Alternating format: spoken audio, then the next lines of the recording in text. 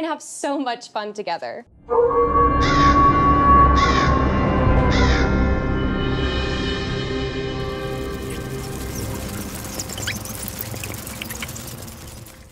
Hey, what's up guys? Happy Halloween! Oh, what? You acting like you never seen a f***ing pirate before? Shut up! This is the only costume I can make within the short time and low budget I had, alright? But yes, not only in relation to the theme of the movie I'm about to review for this video, but yes, also in the spirit of Halloween. If you haven't guessed already, I'm dressing up as Captain Venusaur from the Wiggles. I don't know if you can actually see like the jacket I made. You can actually see what it looks like. So yeah, that's what it looks like. It's basically posted in some of this like red foam vest that I made, arts and crafts vest that I made. So yeah, happy Halloween. Go ahead, get your laughs in. Anyways, welcome to another video on my channel nonetheless. This time to cap off the trilogy of the Shocktober themed videos on my channel for this year of 2023. And what a way to end it on this day of Halloween with the long-awaited adaptation of, and my personal most anticipated Halloween movie of the year, Five Nights at Freddy's.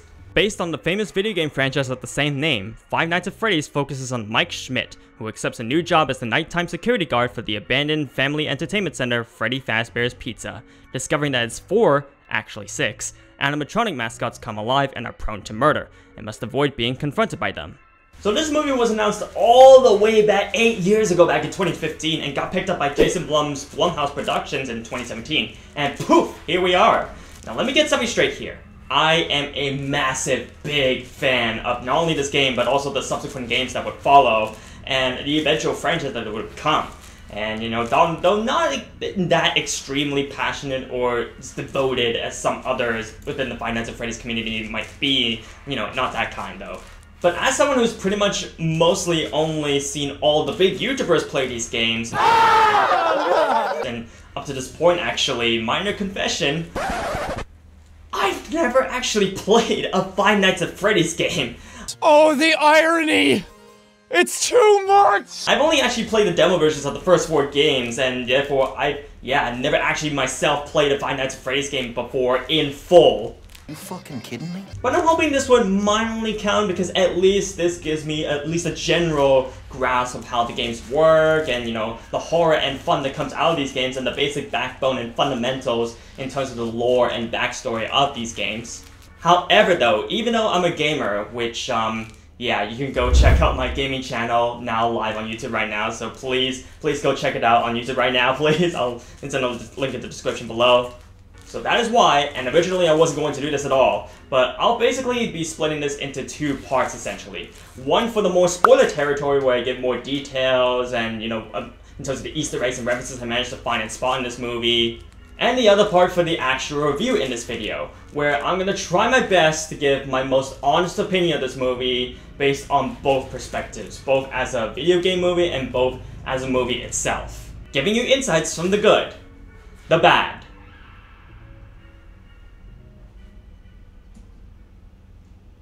and the ugly. Also, real quick before we begin, just to give you guys a heads up, I have a feeling I'm going to be saying the name Five Nights at Freddy's a lot in this video. So, fun game idea. Every single time I say Five Nights at Freddy's, you take a shot. And this is totally not water right now. So, with that being said, let's get started, shall we? Okay, so I'm going to talk about the good and positives first about this movie, and I'm going to start by talking about the elephant in the room, which is the set design, the visuals, the animatronics, the props of the Freddy Fazbear's Pizza Family Entertainment Center. You know, it's just, all of it's just off the roof, man. Like, the fact that it looks so good on screen is just insane, dude. Like, the fact that it wasn't CGI, they didn't choose to go down that route, but they actually constructed and built them from inside and out, from the exoskeletons inside to the costumes that are put over them, you know, almost completely as though they are actual animatronics, you know, and I say almost because there's still suit actors inside those suits making them move about and walk around the place, and there's people behind the scenes, you know, remote controlling their other features that the suit actors inside them cannot control, such as facial expressions and eye color, and, you know, as though we are witnessing, you know, actual real-life animatronics. It just f***ing blows my mind on how they were able to pull this off. It's just incredible. In fact, Foxy and Cuphead got the actual only animatronics to be fully robotic and remote controlled. There's just one tiny thing I wish they could have done, which is to talk, because there are actual voices or lines from the animatronics that they do say in the games, and I just wish they could have talked in this movie. Maybe we might see them talk in the sequels, I don't know. But yeah, like everything from the restaurant itself to the stage, the kitchen, the hallways, the control room, like it's all just chef's kiss, absolute perfect, spot on. Like the fact that it looks like an actual real-life pizzeria restaurant place is just phenomenal. And most importantly, when it comes to adapting the actual story of the Five Nights at Freddy's franchise, you know, the backstory is there. You know, like, and there's so much lore that they actually included, which I'm very impressed that they managed to make it work on screen as a movie. You know, there's so many things from at least the first 4 main games that they used for the plot of this movie, which I can tell that, you know, they highly respect the source material, you know, like they did for the One Piece live-action Netflix series, and that they are very passionate about making this, you know, for the fans. And, you know, they took the fandom very seriously, obviously, and, you know, I think for more details from the games that they implemented that I can spot, I think I'll leave it for my actual Easter eggs and references video down the line. Oh yeah, quick edit here. I almost forgot. I actually wanted to quickly bring up the funny and surprise cameos from both MatPat and Koryex Kenshin, both big YouTubers on the platform that are not only big fans of the Five Nights at Freddy's franchise, but are, you know, bigger experts and cover a lot of the Five Nights at Freddy's lore, and, you know, they take up big parts of their channels. And so, you know, when I saw them on screen, I could, you know, not only did I freak out because I knew who they were, but, you know, especially MatPat's one line where he references this channel, you know, he's like, well, it's just a theory. And when Koryex Kenshin reacts to seeing the animatronics themselves, yeah, that got really big chuckles out of me. I freaked out, I got excited, I laughed at their appearances. Yeah, it made that movie much more fun. Where to? Why do I always get the weirdos? But in terms of good, that's it. Those are pretty much the only nice things I'll say about this movie. But now let's go on to the bad stuff about this movie, which, you know, first off, just a nitpicky thing, the fact that the synopsis or premise of this movie is that Mike Schmidt finds a nighttime job for a place that's already been abandoned is just, yeah, just doesn't really make sense. Like, in the first game at least, the restaurant is still open and just about to be closed. But in this one, you know, it's already been abandoned, so like, no matter how, I get it, like, though, like, in this movie, no matter how he's trying to support his family and all, but no matter how much I need to, in a real-life scenario, no matter how much I need to support my family, I would still not take up this job. You know, it would immediately become sus to me. In terms of acting though, yeah, I would say that it's just okay. Like, but minus like Josh Hutcherson as the main character, Mike Schmidt, Elizabeth Lail, even though, you know, I didn't really like her overall character that much, although I know there's usually always that one police officer in every single horror movie, and there's also Matthew Lillard and Piper Rubio, who's the child actor that plays Abby in the movie, Mike Schmidt's sister, and Max's friend, Mike's friend Max, I guess. But yeah, besides those 5, the rest of the actors in the movie, yeah, the acting was just plain terrible. Like, somewhere either way over the top, or they just put out the wrong expressions for the wrong scenarios, which, yeah, I didn't really like the acting. The acting was really bad in those parts. Also, I will say that Josh Hutcherson, though, good to see you again, man. Like, I haven't seen him that much since the end of the Hunger Games series, which, he's such a great actor, in my opinion, and, you know, with a lot of high potential, and it's just a shame that we haven't seen much from him since, you know, ever since, you know, the end of that franchise, and, you know, but, yeah, until now. Hopefully with this movie, though, it brings him back into the light, and Matthew Lillard, of course, you know, he's gonna go over the top in this movie, and, you know, because of his experience with all of these, you know, horror flicks.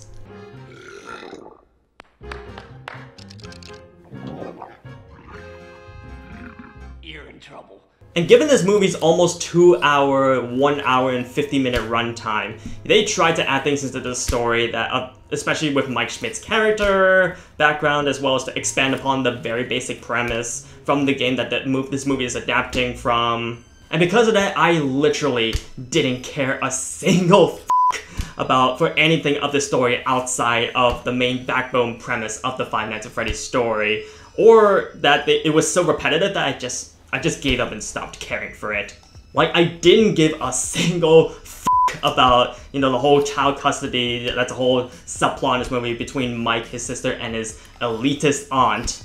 And Mike's dream slash nightmare slash flashback sequences, you know, they kept playing in an almost similar fashion every single time it showed on screen, especially when he falls in the sequences when he falls asleep. And I was like, okay, I know what you're trying to do, you know, you're giving subtle hints and, you know, explaining a bit more about, in terms of like the backstory behind, you know, the Five Nights at Freddy's characters and plays, and you're getting subtle hints towards the climax of the movie, and at that point I was like, I get it already!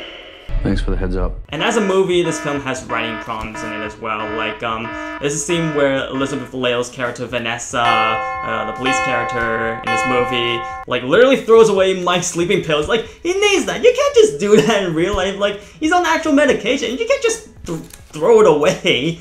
And yeah, and Vanessa, she actually has some history behind the Five Nights at Freddy's pizzeria, and she's trying to warn Mike throughout the movie, but when Mike questions her more, you know, she doesn't really answer. She just gives like subtle answers, like that doesn't really explain anything. She's like, oh, you're not listening to me. Stop coming here. If you keep this up, I will shoot you. And I was like, what the fuck? Like, you're not even answering him anyway, so of course he's gonna have more questions. And like, the only best and only advice that she really gave was to not sleep on this job, which, you know, this is the same basically through the game and in this movie. You shouldn't sleep while on the ship with the animatronics walking around the place. And yeah, since we're discussing story writing problems, I'll give one minor spoiler, which, if you don't want to hear it, skip to this, time frame. But, yeah, like, they literally, and I'm not making this up, they literally hold, Mike, Vanessa, and Abby hold a literal slumber party with the actual Five Nights at Freddy's animatronics. Like, and like, they literally build a fort together. And I was like, are you really? Are you kidding me? Yeah, speaking of which, this brings me to my actual biggest problem with this movie, which I didn't find this movie even scary. Which, yeah, since it's a horror movie based on one of the most scariest game franchises of all time in recent history, yeah, you know, the fact that it's not even that scary, it's already raising a big problem for me. You know, not only were the jump scares like way too obvious, but they could have at least tried to experiment and play around more with the horror tone and genre that it's setting itself in. You know, in particular with the whole place running on very limited power, you know, causing the lights to flicker and, you know, turn on and off periodically. You know, they could have had the animatronics use more that's their advantage, you know, than they did in this movie. You know, appearing, you know, at the end of the hallway, and then when the lights turn off, they disappear, and once they come back on, you know, they're literally right in front of you. I mean, they pretty much did exactly that in one of the major action sequences in the movie, but yeah, that's one of the things, you know, I want to see more of that sort of stuff, if that makes sense. I think the main problem is that this movie tried to be more, they tried to dramatize it, so make it more dramatic or more drama than actual horror. Especially with all the story layers and extra backstory behind, you know, the characters of this movie that they tried to add into this basic premise of a movie. Yeah, the animatronics were way too nice to be around in this movie. Like, during the actual night shifts when they're actually supposed to be in full killer instinct mode. He's coming. You know, they're basically acting like they do in the daytime as, you know, entertainment mascots during the nighttime, which I get what they're trying to do, and that explains why Abby is so comfortable with them throughout the movie until the climax. But yeah, for me, it just really degrades the amount of horror this movie should have had. But when one of the animatronics in the climax of the movie, the cupcake one, attacks Mike, that was the actual real only jump scare that got me, which it was like almost like 1.5 hours leading up to that point, which it took up to that point for it to actually be scary, and, you know, that itself, you know, caused an even bigger concern with the horror aspects in this movie for me. Though I will say, to be fair, you know, the cinema I went into rated this movie R, or 2B as it's rated here in Hong Kong. So I was very surprised that this movie, you know, wasn't as bloody or gory, you know, violent as I thought it would be. You know, until I did my research, and it actually turns out it's supposed to be a PG-13 movie, so I guess it really is the cinema's fault for giving me this false impression. It was so unscary, in fact, that, you know, I know this is gonna piss off a lot of Five Nights at Freddy's fans, but I will admit, I'm brave enough to admit that, you know, first time watching it, I did actually fall asleep while watching the movie. I actually fell asleep watching this movie more times than Mike Schmidt was falling asleep during his shifts. How dare you? Though, to be fair, my friend and I, when we went to watch this for the first time this past weekend, we had a couple of drinks going into this, actually. So I myself personally was feeling super tipsy going in, so that explains why I was drifting off first time watching it. But secondly, this is why I saw this movie twice. Which, not gonna lie, after watching it a second time, it actually made made me like the movie a bit more, actually. Which originally I wasn't going to do, right? But this is one of those rare times that I'm allowing it. Because, I know how some people in the Five Nights at Freddy's community will tear me down if I talk unfair shit about this movie, when especially I hypocritically, not even a word, fell asleep on it. So, yeah, you're welcome for all I'm doing for you. And finally, let's talk about the ugly part of this movie, which, like the Super Mario Bros. Movie earlier this year, I know this movie is going to be very divisive between the Five Nights at Freddy's community, or very big, passionate fans of this video game franchise, and, between them and, casual moviegoers and usual movie critics alike. Like, if you look up between the audience score and the critic score, yeah, the gap is very big. So yeah, it's one of those things that it shows that it really is for fans, so the fans will like it, but as a movie, critics will not really like it because, there's a lot of things as a movie that it really doesn't work. And yeah, of course I want to believe both sides because I'm a passionate moviegoer, but I'm also a passionate video game fan too, especially of this franchise. But overall, to conclude, this is just another one of those movies where everything based on the game looks really so good on screen that I'm sure is going to make a lot of fans happy, excited, and freak out.